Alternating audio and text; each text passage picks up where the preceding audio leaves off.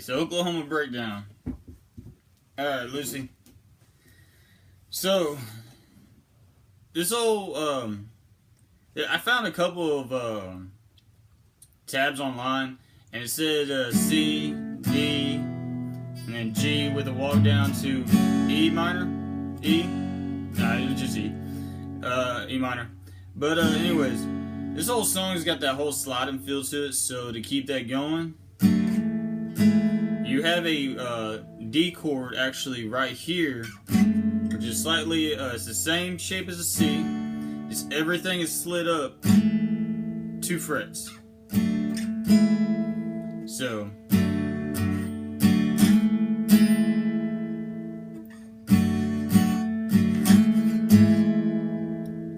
and you'll have to mess with the feel a little bit just to get it right. And this is the way Stoney played it in his acoustic setting. Whenever he's got an acoustic show on YouTube that he did, so it's.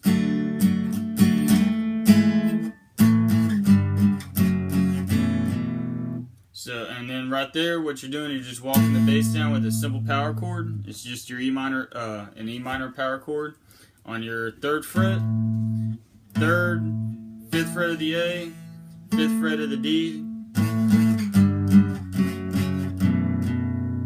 And I just do 2 open, so it's 1, 2, 1, 2, and that's 1st fret. It's gonna be a first fret, 3rd fret, 3rd fret. So, and that's just a regular E minor right there. I just kept my fingers in the same kind of position. Then I'm back to my E, back to my C. And that's the whole loop the entire way through the song. No changes, ifs, ands, or buts. He kind of modifies it just because he does different licks and stuff inside and out. So the whole thing goes.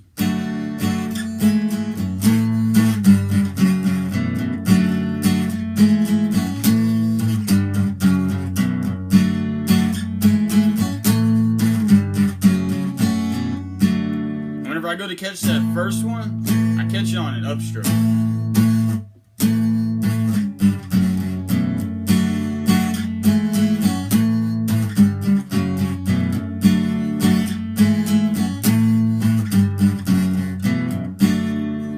Alright, and now whenever I go to do the actual lick, the lead line,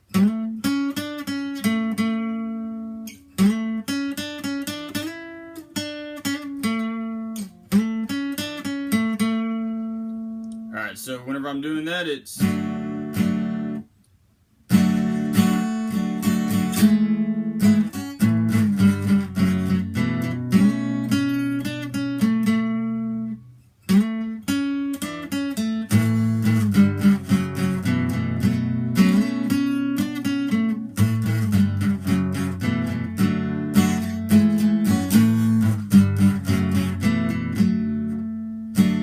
instead of even going in, once I'm done with the, and I want to go into that lick, I do my last 2 on everything open, and then I slide in on my D string to my 7th fret of the D. Then I go 7, 6 on the G, quick little hammer to the 7th on the G, and then back. And instead of really trying to hit that note right there, I go straight into the power chord because it's part of the power chord, and it sets me up perfect to do my little bass walk down.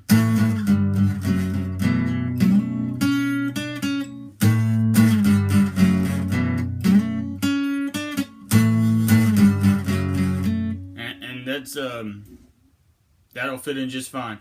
So next part is gonna be the. And it's the same thing as the first lick, just slide into that 7, 6, 7, go back to your 7 on the G string, slide up to your 9 on the G string, then back. And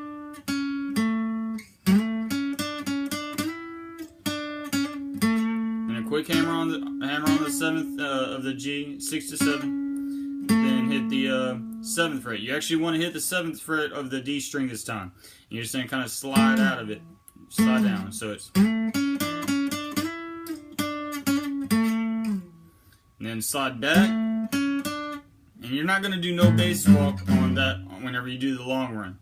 And then you're going to go back into another short one real quick. Then you can get back into the strumming.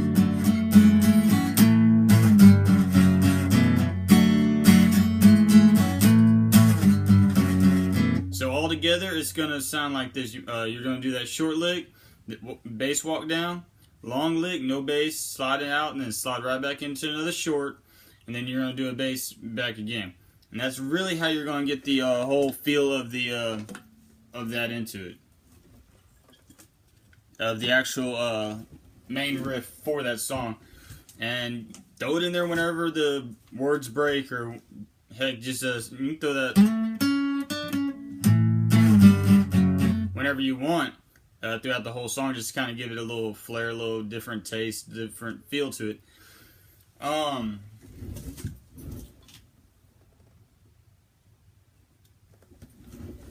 The little lick that I like to do, another little lick is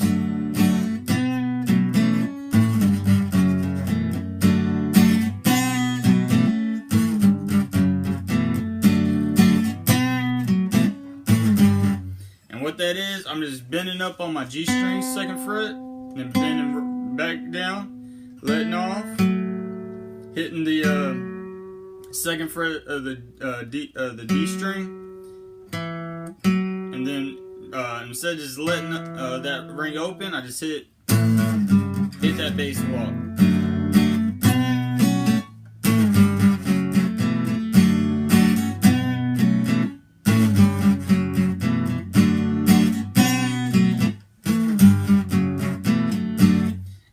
Once again, that's just another feel. That's just something I heard off the Feeling It record, and I like that little bend going on in it. And as soon as I heard it, I was like, man, that sounds like the song Oklahoma Breakdown, or something that would sound good in it.